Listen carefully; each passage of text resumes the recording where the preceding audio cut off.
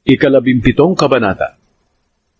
Huwag kayong maghahandog sa Panginoon na inyong Diyos ng baka o tupa na may kapintasan o kapansanan, dahil kasuklam-suklam ito sa Panginoon. Kung ang isang lalaki o babae na naninirahan sa isa sa mga bayan na ibinibigay ng Panginoon ay nahuling gumagawa ng masama sa paningin ng Panginoon na inyong Diyos, sinira niya ang kasunduan sa Panginoon at sumuway sa pamamagitan ng pagsamba sa ibang mga Diyos, o sa araw, o sa buwan, o sa mga bituin. Kapag narinig ninyo ito, kailangang imbestigahan ninyo ito ng mabuti.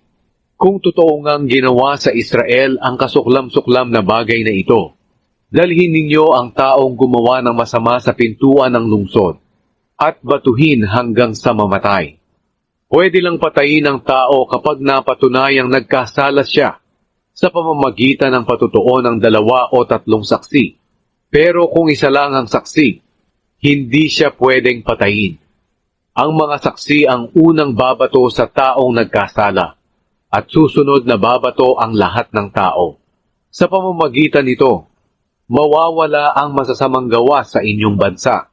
Kung may mga kaso sa korte ninyo tungkol sa pagpatay, pag-aaway, o pananakit na mahirap bigyan ng desisyon, ang gawin ninyo, dalhin ninyo ang kasong ito sa lugar na pinili ng Panginoon na inyong Diyos, kung saan ang mga pari ng mga Levita at ang mga hukom na naglilingkod sa panahong iyon ang magdidesisyon sa kaso.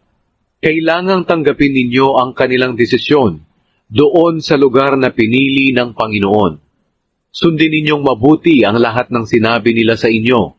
Kung anuman ang kanilang napagdesisyonan ayon sa kautusan, dapat ninyo itong sundin. Huwag ninyong susuwayin ang sinabi nila sa inyo. Ang taong hindi tatanggap sa desisyon ng hukom o ng pari na naglilingkod sa Panginoon na inyong Diyos ay dapat patayin. Sa pamamagitan nito, mawawala ang masasamang gawa sa inyong bansa. Kapag narinig ito ng lahat ng tao, matatakot sila at hindi na muling gagawa ng bagay na iyon. Ang mga hari.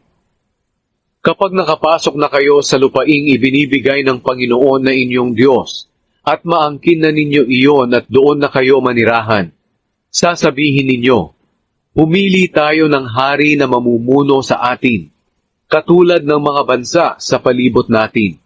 Siguraduhin ninyo na ang pipiliin ninyong hari ay ang pinili rin ng Panginoon na inyong Diyos. At kailangang katulad ninyo siyang Israelita. Huwag kayong pipili ng dayuhan. Hindi dapat mag-ipon ng maraming kabayo ang hari ninyo, at hindi niya dapat pabalikin sa Ehipto ang mga tauhan niya para bumili kayo ng mga kabayo. Dahil sinabi ng Panginoong Diyos sa inyo na huwag na kayong babalik doon. Hindi siya dapat magkaroon ng maraming asawa dahil baka tumalikod siya sa Panginoon. At hindi dapat siya nagmamay-ari ng maraming pilak at ginto. Kung uupo na siya sa trono bilang hari, kailangan niyang kopyahin ang mga kautusang ito para sa kanyang sarili sa harapan ng mga pari ng mga Levita.